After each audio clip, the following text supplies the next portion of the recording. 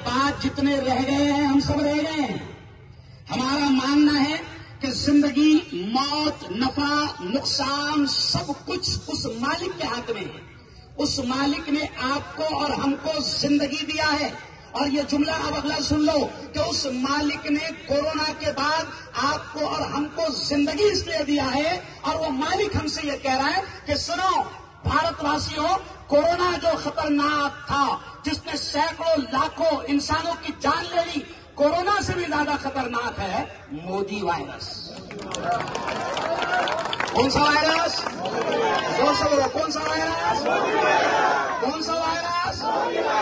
Corona virus तो बहुत अच्छा था, बेचारा 2 साल आया और अरे बोलो चला गया।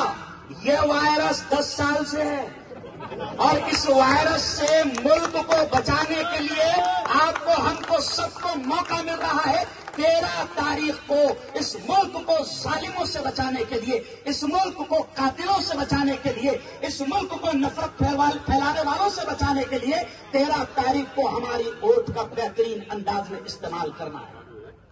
आपको याद होगा कि जुमा के दिन प्रवचन में मैंने हजारों मुसलमानों को एक बात समझाया, करम दादा, मैंने खुलकर ये बात कहा, और अब हमारी मस्जिदों से खुलकर ये बात हो रही है कि हमारा वोट किसको रहेगा?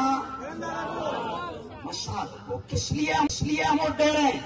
हमारा मकसद है कि नरेंद्र मोदी और उसके पूरे परिवार ने जो झूठी गारंटी दिया है और मुल्क को तबाह किया है, हमने तय किया है कि इस मुल्क को नफरतों से बचाने के लिए हम महाविकास अघाड़ी और इंडिया अलायंस को मजबूत करेंगे। आज प्यारे मुल्क में नफरतें फैल गई है। आज आप देखो, जैसे एजाज भाई ने कहा, इबा भाई ने कहा, तो कितना खूबसूरत स्टेज लग रहा है। इधर बैठा है हमारा प्रशांत, इधर बैठे हमारे जाकिर भाई, तो उधर बैठे हमारे हबीब भाई, उधर एकदम बेहतरीन खूबसूरत दाढ़ी वाले पेंटर साहब जाकिर भाई, तो इधर पूरा हम लोग भगवा गमछा लेकर बैठे हुए हैं। इधर कोई कांग्रेस का प्रवक्ता है, कोई यहाँ पर राष्ट्रवादी के लोग हैं। मैं आप तमाम से कहता हूँ कि सच में कसम खुदा की, यही है सच्चा हिंदुस्तान, और इसी को बचाने के लिए हमको काम करना है, क्योंकि इन लोगों ने नफरतें फैला दिया है। इनके पास कोई मुद्दा नहीं है, सिर्फ मंदिर, मस्जिद, हिंदू, मुसलमान, हिंदुस्तान, अरे बोलो ना, पाकिस्तान। अरे बेरोजगारी पे बात करना रे, बेरोजगारी कितनी फैल रही है उस पर बात कर। आत्महत्या, किसान शेतकरी कितने आत्महत्या की तरफ बढ़ गए उस पर बात कर। हमारी कौम की बेटियों को, बच्चों को शिक्षण फ्री में नहीं मिल रही है उस पर बात कर। वो सिलेंडर जो कांग्रेस के दौर में 450 का मिलता था, 1100 तक के तुमने सिलेंडर को पहुंचा दिया, उस पर बात कर।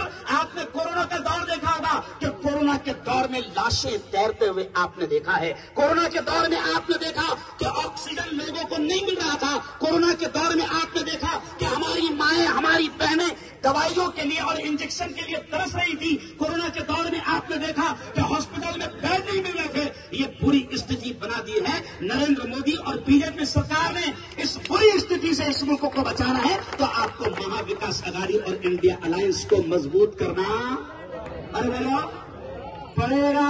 अच्छा एक बात बताओ, 15 लाख का बोला था, 15 रुपए भी आए क्या?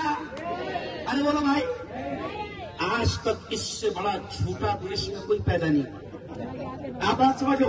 मैं अगर ये कहूं कि दुनिया में झूठों का मुकाबला करवाया जाए और झूठों की लिस्ट तैयार करवाई जाए, जैसे भी बंगाली दादा ने कहा, विष्णु दादा ने कहा कि आप गूगल पे डालो फेंको, तो कौन आ जाएगा? अरे बोलो फेंको। मैं आपको और अगला लफ्ज कह रहा हूं, आप गूगल पर ये डालो मोस्ट वांटेड। क्या डालो? मैं उसकी तरफ फेंक नहीं रहा। आप ये डालो most wanted in the world, दुनिया में, पूरी दुनिया में मोस्ट वांटेड कौन लोग हैं, तो उसमें आपको नरेंद्र जी मोदी का प्यारा प्यारा चेहरा नजर आएगा कि मोस्ट वांटेड है। मेरे यारों, चलो ये भाषण का वक्त नहीं है। मैं आपसे कह रहा हूं कि देश को, आपको, हम सबको बचाना है। ये देश जिसे भगत सिंह ने बचाया था, ये देश जिसे अशफाकुल्लाह ने बचाया था, ये देश जिसे मौलाना आजाद ने बचाया था, ये देश जिसे महात्मा गांधी ने बचाया था, ये देश जिसे वल्लभ भाई पटेल ने बचाया था।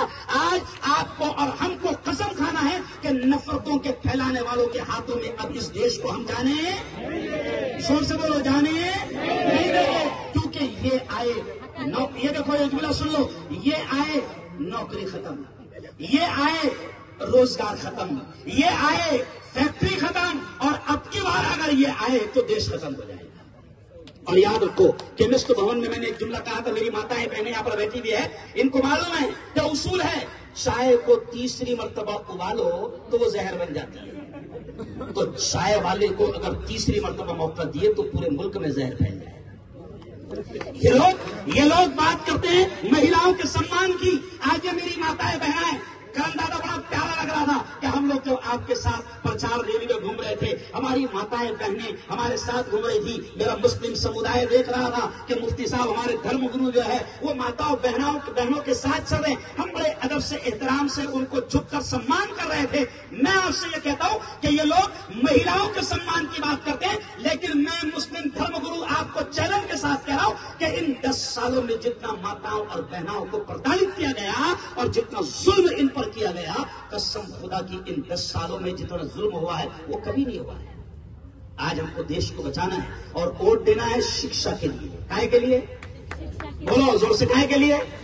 शिक्षा के लिए। वोट देना है बेरोजगारी को खत्म करने के लिए, वोट देना है नफरतों को खत्म करने के लिए, वोट देना है मुल्क को बचाने के लिए, वोट देना है मुल्क के विकास के लिए। और फिर आपको सिर्फ इतना नारा लगाना, मशाल को। क्या नारा लगाना?